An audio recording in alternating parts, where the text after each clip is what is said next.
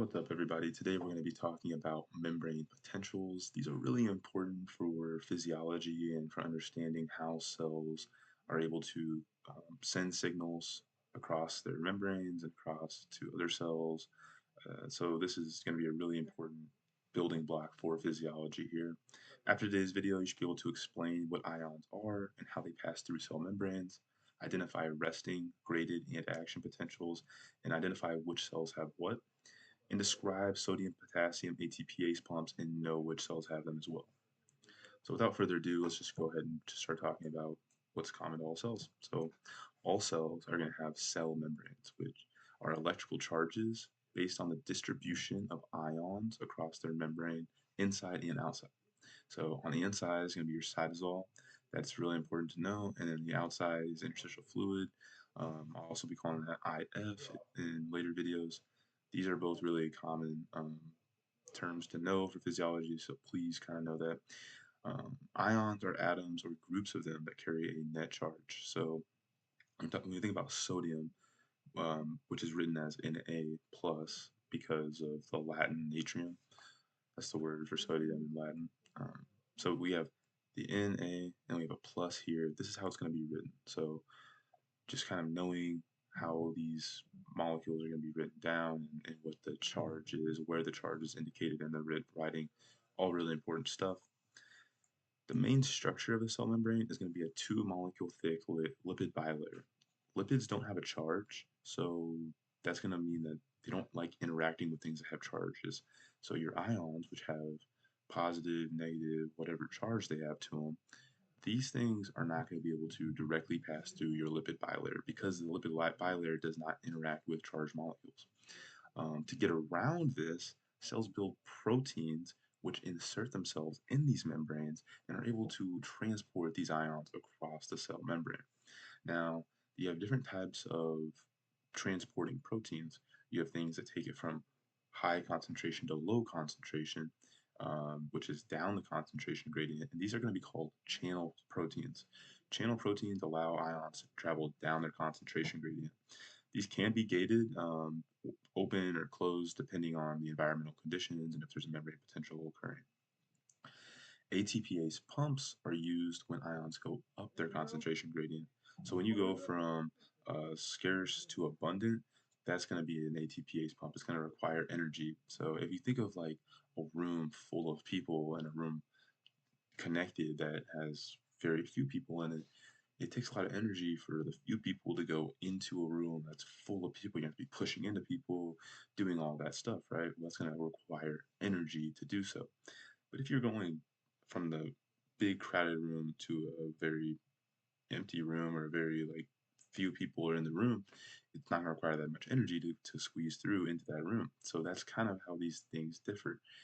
These ATPase pumps are going to be proteins that can split ATP for energy, adenosine triphosphate for energy, and it's going to allow the transport of the ion across the membrane and then release that ion to whichever side is its most abundant side if you're using energy for that. The bulk of some ions lie on one side of the membrane. So, for instance, like sodium is typically extracellular, it's in the interstitial fluid. It's not higher concentrations aren't typically inside because you would use your sodium ATPase pumps to push those out into the outside of the cell. So when you sum up all the different charges across an entire membrane, you result in the membrane potential. So the membrane potential is the sum of all the charges across the entire membrane. Cells also have a resting potential. This is going to be their membrane potential when the cell is not disturbed. Um, Most cells keep ions like sodium, calcium, and chlorine outside of the cell in the interstitial fluid, whereas they keep other ions such as potassium and proteins inside of the cell. These are designed this way to keep the balance of distribution of ions separate so that you can have these membrane potentials. The sum of these unevenly distributed ions is typically negative 70 millivolts. That's important to know. And also note that the entire cell isn't negative. It's the charges that are clustered right next to the membrane that allow them to have this negative 70 millivolts. Remember, we're summing all of these different charges across the entire membrane. We're not just looking at one part of the cell. We're not just looking at like half the cell. We're looking at all of the charges across the entire cell membrane. ATPase pumps are present in all cells. All cells are going to have ATPase pumps. These are going to spend ATP to eject 3 sodiums out of the cell and 2 potassium into the cell. And these potassiums are out of the cell because they've leaked out of the cell. The primary purpose of the proteins is to eject the sodium. That's the important aspect of them for cell survival. Potassium is more permeable to cell membranes, so you don't need those pumps to necessarily, um, those aren't the driving force for the pump's purpose. Uh, these are found in cell membranes and they activate when excess sodium is present in the cell. Some cells will use the sodium, these ATPase pumps for other purposes, such as absorbing gut nutrients and correcting urine compositions, but typically these are used to pump sodium out of the cell. That is the main purpose for these cells, or for these pumps, sorry. All cells can also experience graded potentials. Graded potentials are changes in the membrane potential, which is caused by ion movement across the cell membrane. Many stimuli can cause these, especially, or essentially, like if any disturbance causes the flow of ions to change, you can essentially have a graded potential. All cells get these graded potentials, whether it's an exposure to ion leaks, whether it's an accident, or if it's on purpose. Graded potentials can be excitatory or inhibitory, depending on which ions are flowing and where they're flowing. Excitatory to depolarizing graded potentials make the cell less negative, so down to like negative 50 millivolts. That's an important number to know, and are usually the result of positive ions entering, so sodium or your calcium. Inhibitory or hyperpolarizing graded potentials can make the cell more negative, down to around negative 90 millivolts. Also important to know. This is typically known. This is typically the result of potassium leaking out of the cell. Uh, it can also be caused by the entry of fewer positively charged ions, so your sodium or your calcium, or the entry of more negatively charged ions, such as your chlorine. The size of the graded potential is proportional to the stimulus that caused it. And also note that graded potentials die out over distance. They are most intense at the site of origin, and as they spread, the graded potential weakens. So if you think of a graded potential like a candle, the brighter the candle shines, it's going to be the most intense right there. But over a distance, the light kind of fades and you don't see as much. But it's still useful. It's still absolutely useful. It's just not, the light isn't going to go absolutely everywhere for an infinite distance, but it is going to be the most intense at that original site. Um, Here's kind of just showing you the different ions where they are. So that you have your IF here, you have your chlorine, some sodium, calcium, and inside of the cell, your cytosol, we have proteins, AN minus. This is kind of how we denote that. And then your potassium, which is K plus, inside of that cell. And as we can see, you just have just a bunch of charges around that cell membrane. So now we're going to talk about all of those things that we've talked about up to this point have been things that all cells possess. Every cell in your body possesses those characteristics. Now we're going to talk about something called action potentials, which are unique only to excitable cells. And excitable cells for humans are going to be your neurons and your muscle cells. So an action potential is a momentary shift in charge across a cell membrane. Once initiated by a stimulatory graded potential, it will quickly travel across the membrane and serve as a signal of information that carries information across the entire excitable cell. As we talked about, these are neurons and muscle cells in humans, and these are created by voltage-gated channels in the cell membrane. So sodium.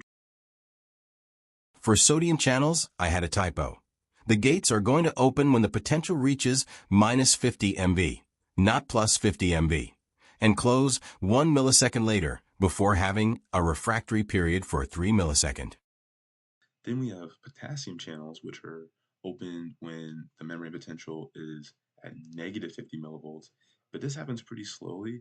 It takes about 1 millisecond for it to fully open. And when you think of 1 millisecond, that doesn't seem like a slow amount of time, but when we're talking about cells, everything is extremely fast. Um, these then close down when the membrane potential is at negative 70 millivolts. So they're going to open up at negative 50. It's going to take about 1 millisecond to fully open, and they're going to close when it reaches negative 70. So that's important to know. The course of this action potential is going to be initiated by the depolarizing gradient potential that's large enough to depolarize the membrane down to negative 50 millivolts. Then the sodium gates are going to open. The sodium ions are going to rush in, making the interior more positive and spiking that membrane potential up. That's going to be the depolarizing phase. And then 1 millisecond after this, three things are going to happen at the same time. Your membrane potential is going to reach plus 30 millivolts. Your sodium channel is going to shut, so no more sodium is coming in. And then your potassium channels are going to open up, and potassium is going to rush out of the cell down its gradient. This efflux of potassium makes the interior of the membrane more negative and causes a sharp decrease in the membrane potential.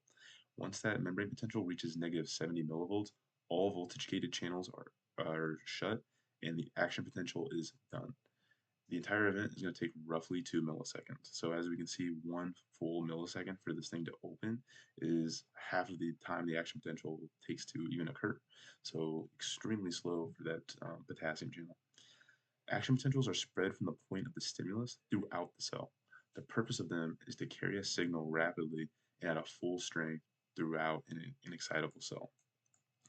And then over here, we're just kind of showing you, I'm just kind of showing you the voltage versus time in millisecond, and then how this action potential is going to look graphically.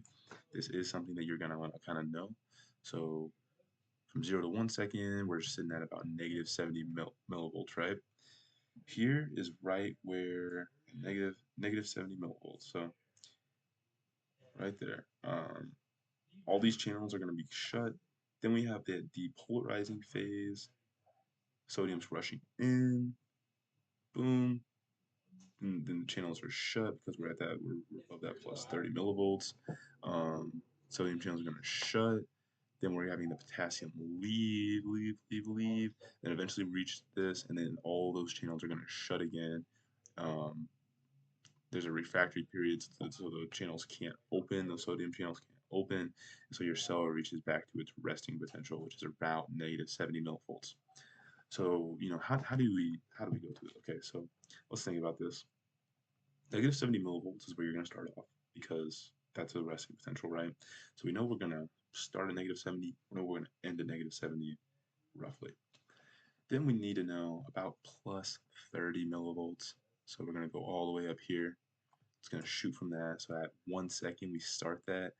At about 2-ish seconds, we've reached it. I know I'm off a little bit, but about 2 seconds, we've reached the action potential.